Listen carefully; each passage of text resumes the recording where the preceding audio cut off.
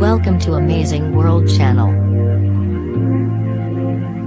Puigdemont also said he would file a complaint against Spanish police after officers fired rubber bullets, smashed into polling stations on Sunday and beat back protesters with batons.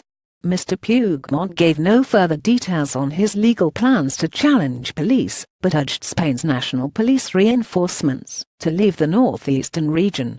However, Spanish authorities commended officers, saying they had acted professionally and that their response was proportionate.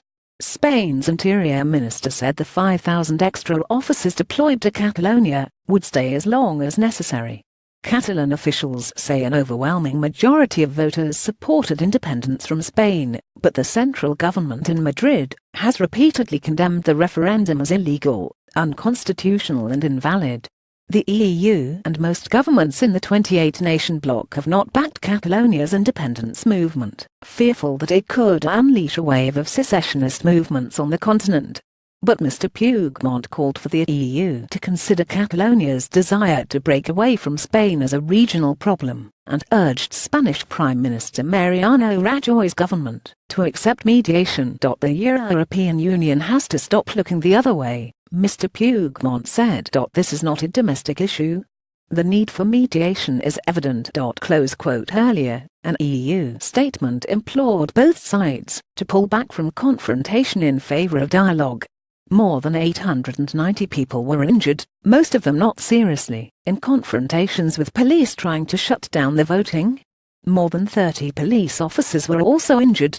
Speaking after a closet-door meeting, the Catalan president said the regional parliament plans to declare independence in the next days. The referendum debacle brought Spain and Catalonia closer to a potentially disastrous showdown, as each side said Sunday's events proved them right, and neither looked prepared to cede ground. Mr. Rajoy, meanwhile, will meet Popular Party leaders before seeking a parliamentary session to discuss how to confront the country's most serious crisis in decades. He also called an afternoon meeting with the leaders of the opposition Socialist and Ciudadanos citizens parties to discuss Spain's options. The impasse developed after Catalan authorities decided to go ahead with Sunday's referendum even after Spain's constitutional court suspended it.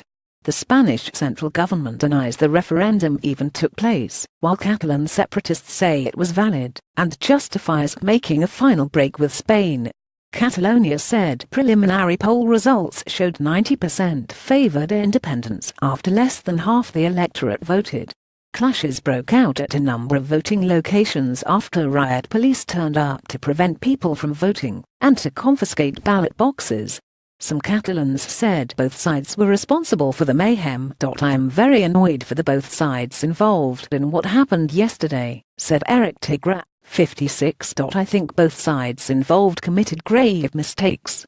But we must also highlight that, if the people of Catalonia go out in the streets and you don't listen to them, then something is not working right. The EU urged all sides in Spain to move from confrontation to dialogue.